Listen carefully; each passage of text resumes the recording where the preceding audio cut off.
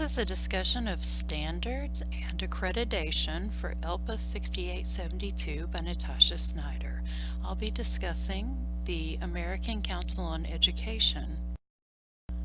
My primary resource for this was the American Council on Education Task Force report released in 2012 and the American Council on Education's website. The American Council on Education is the nation's most visible and influential higher education association, representing more than 1,800 member institutions made of 2- and 4-year private colleges, public colleges, universities, nonprofit and for-profit entities. They look at improving access and preparing students to succeed. They're sort of the umbrella group for all of the regional accreditation associations in the U.S. Yes, technology has changed education. According to the American Council on Education, fundamental changes in the way instruction is delivered and the people who deliver it, student populations and patterns of attendance, learning modalities, and the global movement of students and institutions suggest that what worked in the past may not succeed in the future. What they discuss in this report is that instruction is delivered differently now. For example, while there are still plenty of traditional universities with on-the-ground courses and students behind desks, there are also many online universities, universities that do a portion of their instructional delivery online, and traditional universities who have some online content. The people who deliver it are different. Professors may or may not actually be in classrooms anymore. They may or may not have office hours. They may or may not be in the same city, state, or nation as their students. Student populations are different. The advent of technology in the classroom means that a lot more non-traditional students are able to use academic resources that they had no access to before, because they can do it on their own time and around their responsibilities. Patterns of attendance have changed because of that. We're not all in class from 8 a.m. to 2 p.m. now.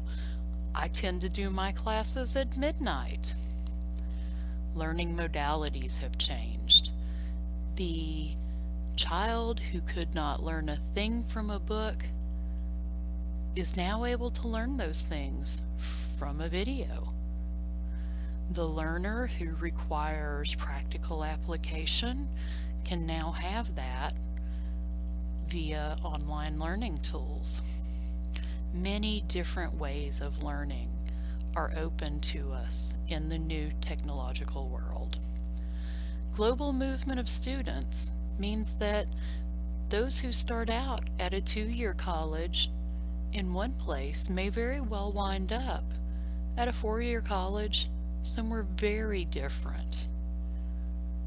Whereas we used to start our undergraduate education and finish it in the same place, now it's not unusual to take your education with you, and therefore what we learn has to be suitable for picking up and moving to a different place.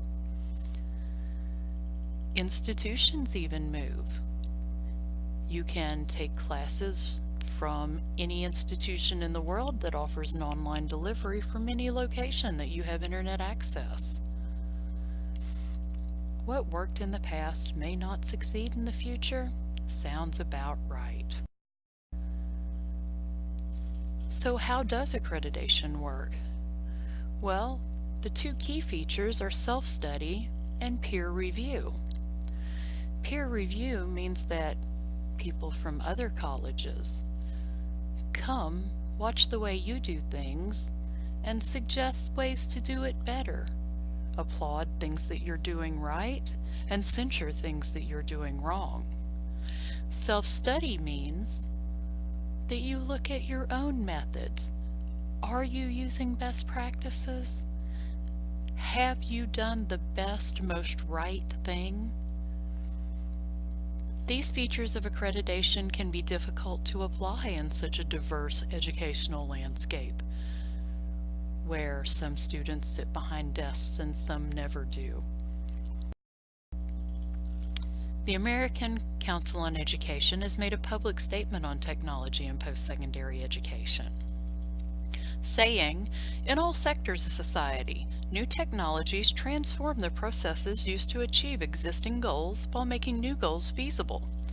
This occurs in particular when technology transforms a process that once required deep training, expertise, iteration, and intuition into a rules-based process that can be fully or partially performed by software. Often, but not always, technology makes it possible to unbundle a product or service that was once considered viable only if delivered in a vertically integrated fashion. In the higher education context, technology tools currently transforming practice include technology-enabled learning, social media for learning and counseling, and learning management systems. Technology-enabled learning. Well, that seems simple enough. Those are all the technology tools we use in order to help students learn more or learn differently.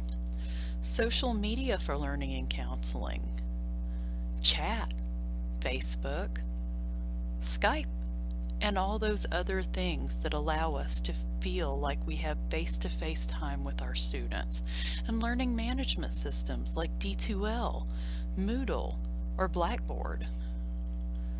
It's becoming a very complex world. So why is the American Council on Education's language so non-specific when they talk about technology? Well, technology is a moving target. It changes faster than any set of rules that could keep up with it. If one were very specific, nothing would apply in a week. Also, maintaining the diversity of member institution is a major goal of the American Council on Education. They want different. They want the richness of many types of institutions. But such a large membership means some are lower tech, some are higher tech. But standards must, by their nature, apply to every member. It's difficult to come up with standards that apply to everyone. So sometimes the easiest thing to do is just to have a non-standard. Say, okay, what you should do is the thing that is best for your students and your situation. And that seems to be what the American Council on Education is shooting for.